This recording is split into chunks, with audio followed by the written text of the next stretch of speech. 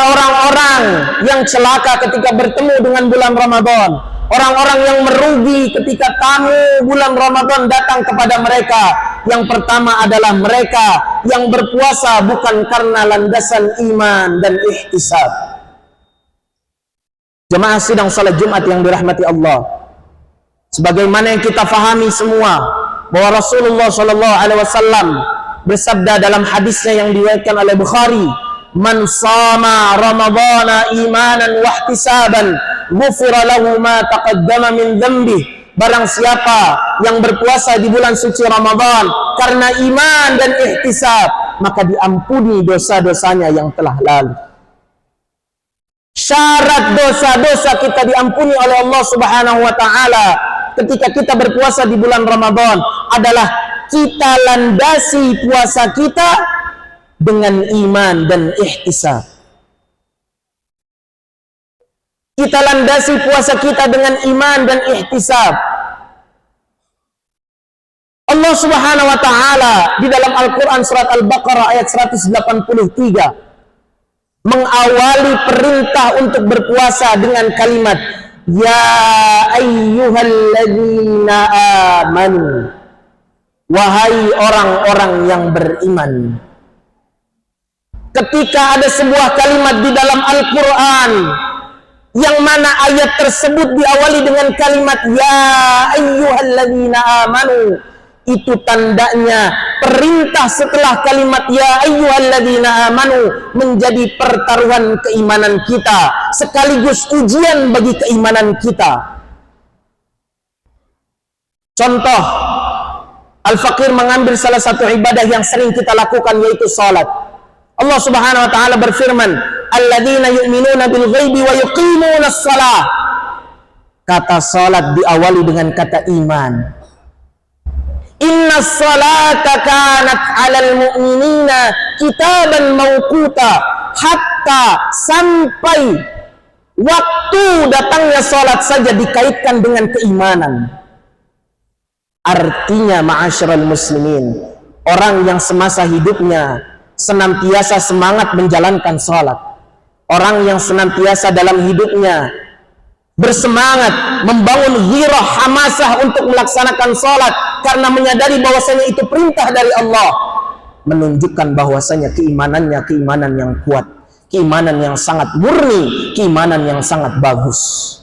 Tetapi sebaliknya ma'asyiral muslimin, suatu kali ada seorang hamba yang diam bermalas-malasan untuk melaksanakan sholat, padahal rumahnya dekat sekali dengan masjid. Ketika azan berkumandang, hatinya tidak tergugah untuk datang ke masjid. Itu menandakan bahwasanya imannya lemah, imannya sedang jatuh, imannya sedang habis sehancur-hancurnya. Karena memang sifat iman menurut Imam Hasan Al-Basri, yazid wa yanqus. Sifat iman itu seperti itu. Iman itu kadang naik karena ketaatan kita kepada Allah, dan kadang turun karena kemaksiatan kita kepada Allah Jalla wa'ala. Begitu juga dengan Ramadan. Allah awali perintah berpuasa di bulan Ramadan dengan kata iman.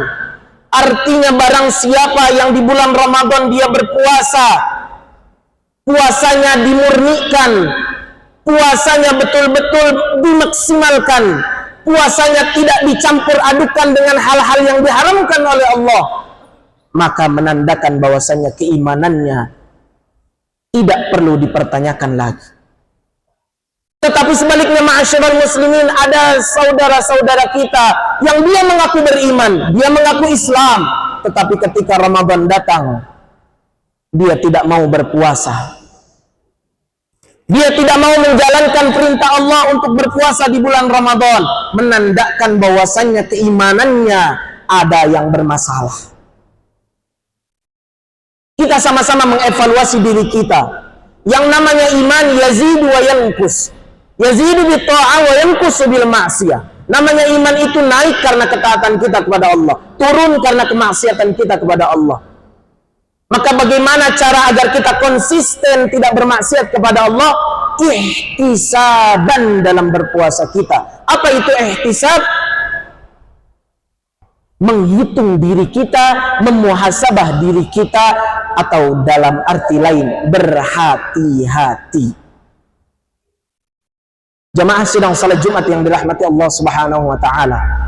Orang-orang yang celaka ketika datang bulan Ramadan adalah orang-orang yang dia berpuasa tetapi dia tidak bisa lepas dari apa yang diharamkan oleh Allah Subhanahu wa taala. Dia berpuasa di siang harinya, di malam harinya dia melaksanakan salat sunnah tarawih. Lalu apa kata Rasulullah? Rubba sa'imin hadzuhu min siyamihil ju'i wal 'atash wa rubba qa'imin hadzuhu min qiyamihis sahar. Hadis riwayat Ahmad. Kebanyakan orang-orang yang berpuasa tapi tidak mendapatkan pahala puasanya, hanya mendapatkan lapar dan dahaga.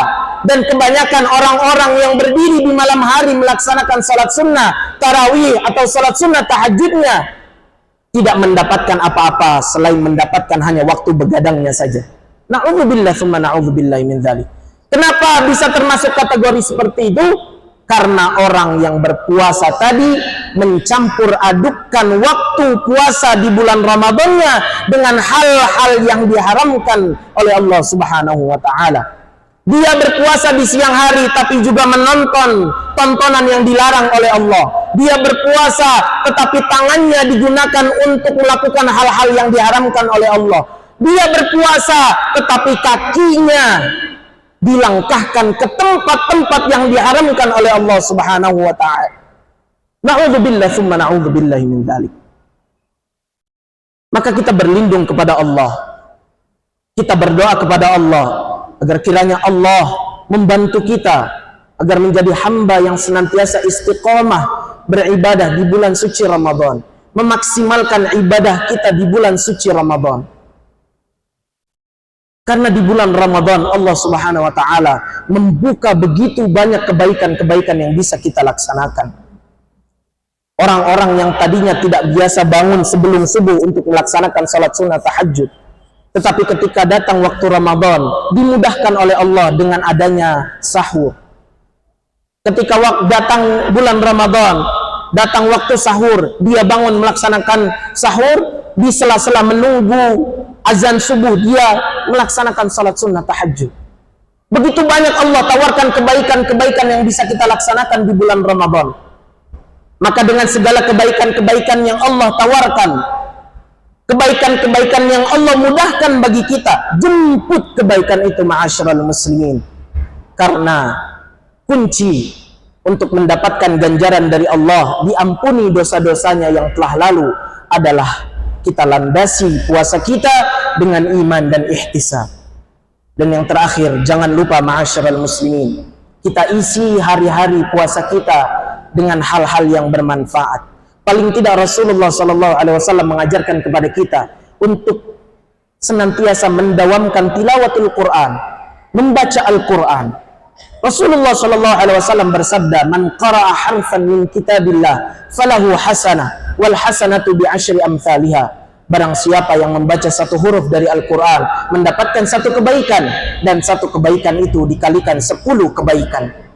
Di bulan biasa saja ketika kita membaca Al-Quran dapat 10 kebaikan setiap satu huruf yang kita baca, apalagi di bulan Ramadan yang setiap amal soleh dilipat gandakan oleh Allah Subhanahu wa ta'ala. Maka ma'asyiral muslimin rahimani wa rahimakumullah, mari kita jemput segala tawaran kebaikan dan kemudahan kebaikan yang bisa kita laksanakan. Karena bisa jadi ma'asyiral muslimin, Ramadan tahun ini adalah Ramadan terakhir bagi kita. Ramadan tahun ini adalah Ramadan yang tidak akan bisa kita jumpai di tahun-tahun selanjutnya, karena Allah panggil kita terlebih dahulu.